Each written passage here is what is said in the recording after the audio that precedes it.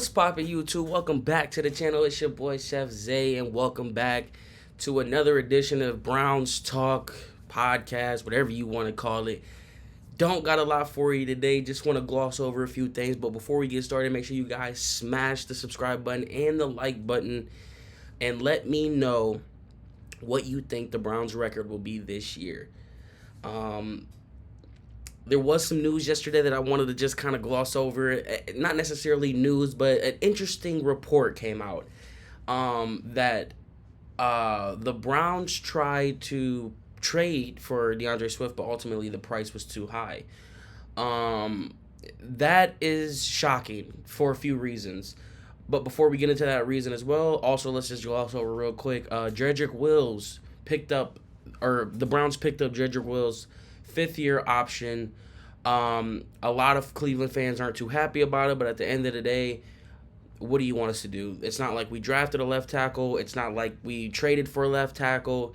There's not many other options out there that we can look to and be like, yeah, Jedrick Wills is probably worse than this guy. We should sign him or trade for him. So let's not be too mad about it. Jedrick Wills wasn't terrible, but he wasn't great. I think we all know what Jedrick Wills is. I think there's a lot of people out there hoping that our new big beast from Ohio State will be a guy that maybe could not necessarily transition to the left tackle, but be someone that could help. I heard on the radio yesterday that people think that maybe Jedrick Wills would be comfortable trying to slide into a guard position if Joel were to ever retire, or Wyatt Teller or something along those lines, which doesn't really make sense to me. Guard was never his position. Right tackle was his position. So I don't know why that guard conversation was thrown around. But nonetheless, I think we should still be okay with this signing because offensive line is still arguably the most important positions to have on the field besides quarterback. And while he wasn't the best, he's better than a lot of stuff out there. So he was tied for 8th in penalties last year and gave up 6 sacks, tied for 15th on that. So I'm hoping to just see a little bit better motor out of Jedrick Wills, because I think that's what Jedrick Wills lacks at the end of the day. I don't think necessarily it's his talent. You don't get drafted 10th overall if you don't have some sort of talent, right? Well, I mean, with being the Browns, I guess that could be false, but I think Jedrick Wills just needs to tap into that motor a little bit and have a fire lit under his butt, maybe even a chip on his shoulder going into a contract year. Hopefully he, does something good. But with that being said, let's get back into this Deandre Swift story and why I think it is so interesting. The Browns have not re-signed Kareem Hunt. They didn't draft a running back. And it kind of makes you think, what are they going to do in this direction? And when I saw that report, the first thing I thought of, my initial reaction was, wow, because that's actually crazy. Deandre Swift is a very good talent. Now, injuries play a role into why he probably got dealt for what he got dealt with. But at the end of the day, DeAndre Swift is a weapon that has value. And when I saw that, it made me instantly think about this offseason and all of the rumors that were swirling around Nick Chubb. And you know what they say, when there's smoke, there's fire. And this isn't me pressing the panic button or anything like that, but it's a little unsettling knowing that there was all of these rumors around Nick Chubb. And then you see another report come out saying that the Browns were willing to deal for DeAndre Swift if the price was right. And it's almost like, are they trying to tell us something with Nick Chubb? Everyone in Cleveland thinks Nick Chubb should be here for the rest of his career. But it's starting to feel more and more like we might as well enjoy Nick Chubb while we have him. His contract is up in 2025, so we're about 2 years away from that. Obviously, the shelf for running backs isn't that long, and it just makes you think, it's like, are they just slowly preparing us for what's to come? Because the more and more it feels like it, the more and more it feels like Nick Chubb is not going to be on this team. You look at the running backs in free agency, a lot of people have thrown around J.D. McKisson, or not J.D. McKisson, the running back out of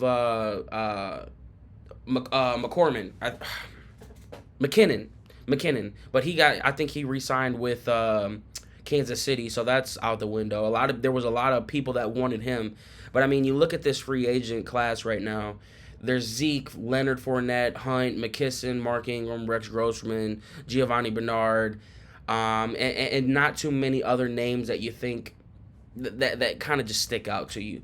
Now you talk about as far as fit, who could fit into this system. A lot of these guys, Kareem Hunt was a guy that would come in on third downs. Could be good out of the backfield.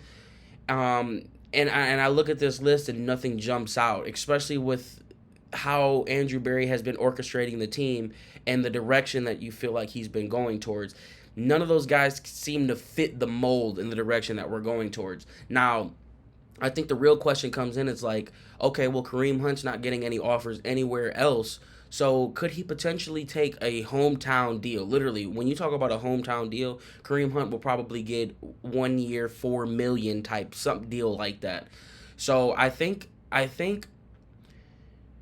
the Browns are content with what they have. They're not going to force feed any running backs because ultimately running the ball isn't the identity of the team, and it's not what they want to do. They want to pass. They've shown that, and they've made it be known that the direction that they want to go is a passing offense. So while, like I said, I'm not pressing the panic button on the whole Nick Chubb thing, it's funny that we are at this situation because arguably our best player on the team could potentially not be here in a couple years because we finally got a franchise quarterback that can sling the ball.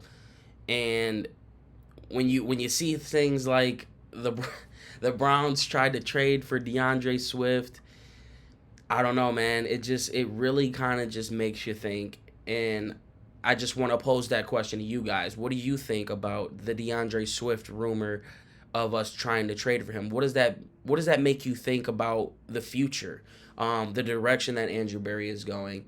I'm excited. I can't wait for the season.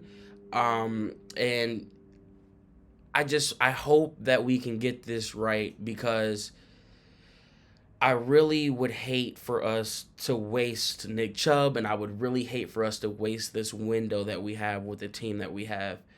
But I do give my hats off to Andrew Berry. The man said it 2 years ago, and he's done it every year that he's been in. He talks about how he's not afraid to add talent at positions. In every position, if they can upgrade it, they will. If they can add depth to it, they will. And he's shown it year and year again. Our cornerback room continues to get deeper and deeper. Our offensive line is finally starting to put some pieces together. Now it's about what pieces will fit, who will be the starters, and what pieces will be the plug-and-play pieces. You look at our quarterback room. They signed Dobbs this offseason back to another 1-year deal. Then they go out and they draft a guy from UCLA. So having a lot of depth isn't out of the norm for Andrew Berry, which is, like I said, why I'm not pressing the panic button on Nick Chubb. I just think that I am a believer in the saying that when there's smoke, there's fire. And there's just been a lot of smoke around Nick Chubb. And I'm hoping that it's just smoke and it's not fire because, man, the day that happens, this city might go up in flames. Because we all know it's a football town and we all love Nick Chubb. So that's all I wanted to touch base on today. Let me know your guys' thoughts in the comments. And don't forget to smash the like button. And I will catch you boys on the next video. Peace.